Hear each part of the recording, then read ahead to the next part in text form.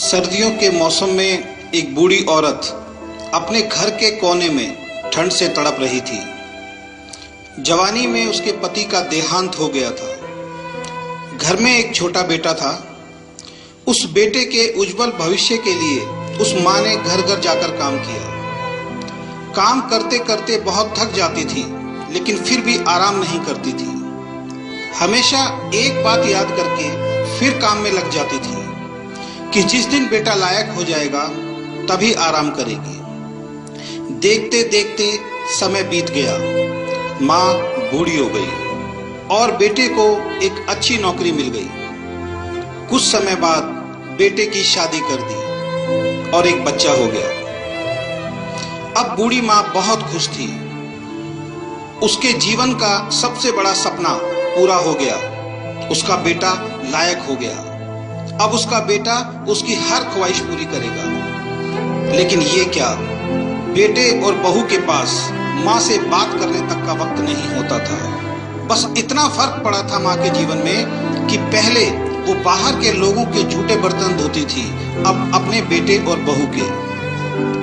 पहले वो बाहर के लोगों के कपड़े धोती थी, अब अपनी बहू और बेटे के। फिर भी खुश थी क्योंकि औलाद तो उसकी थी।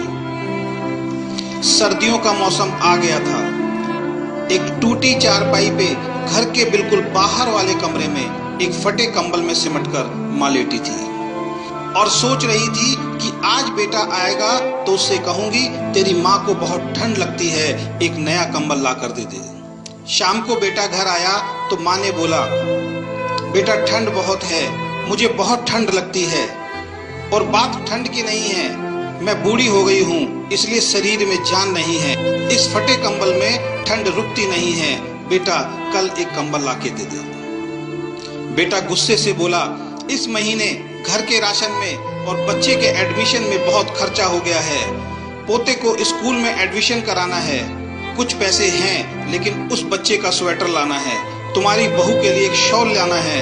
तुम तो घर में ही रहती हो, सहन कर सकती हो, हमें बाहर काम करने के लिए जाना होता है।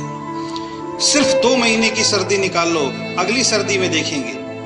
बेटे की बात सुनकर माँ चुपचाप उस कंबल में सिमट कर सो गई। अगली सुबह देखा तो माँ अब इस दुनिया में नहीं थी। बेटे ने सबको खबर दी कि माँ अब दुनिया में नहीं है। सब रिश्तेदार, दोस्त, पड़ोसी इकट्ठे हो गए।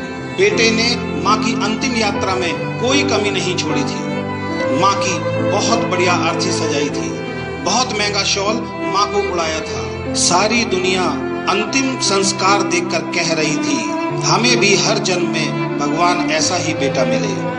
मगर उन लोगों को क्या पता था कि मरने के बाद भी एक माँ ठंड से तड़प रही थी, सिर्फ एक कंबल के लिए, सिर्फ एक कंबल के लिए। दोस्तों, अगर आपके माँ बाप आज आपके साथ हैं तो आप बहुत भाग्यशाली हैं।